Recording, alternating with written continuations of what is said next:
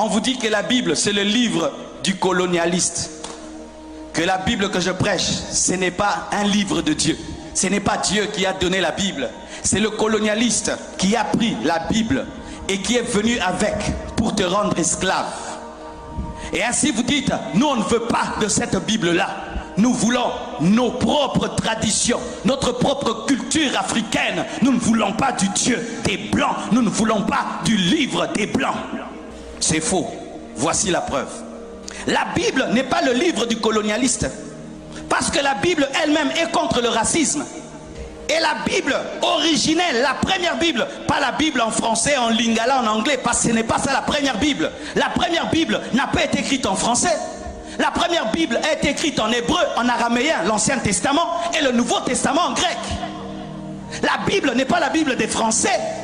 La Bible n'a pas été écrite dans sa première version en français, ni en anglais. C'était en araméen, c'était en hébreu, c'était en grec.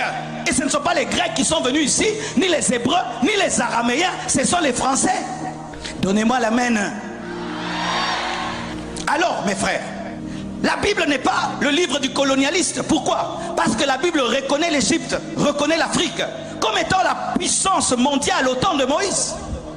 La Bible reconnaît qu'il y avait une nation africaine qui était la plus puissante de la terre. Si la Bible était la Bible du colonialiste, elle n'allait pas reconnaître que les Africains pendant un temps dominaient la terre.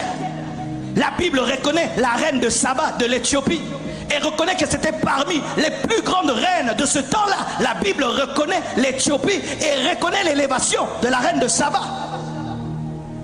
Si c'était la Bible du colonialiste, le livre du colonialiste, ça n'allait pas reconnaître qu'une femme, d'ailleurs une femme, était aussi élevée que Salomon.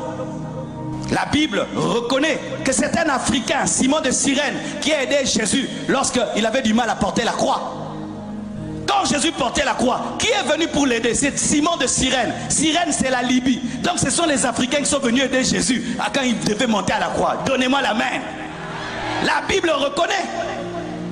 Quand on a voulu tuer Jésus, il a fui où? En Égypte, quand il était un enfant. C'est l'Afrique qui a reçu Jésus quand il était bébé. Lorsque le peuple de Dieu a voulu mourir de faim, quelle est la nation qui les a reçus? C'est l'Égypte qui a reçu Jacob et Joseph à Goshen. C'était l'Afrique. Si la Bible était la Bible du colonialiste, comment la Bible peut reconnaître autant de qualités à l'Afrique? La Bible reconnaît que l'un des plus grands prophètes de l'Ancien Testament, Moïse, a grandi où? En Afrique, en Égypte. Il est né où? En Afrique, en Égypte. Il a été élevé par qui? Par des Africains. Parce que les Africains, ce sont que les Égyptiens.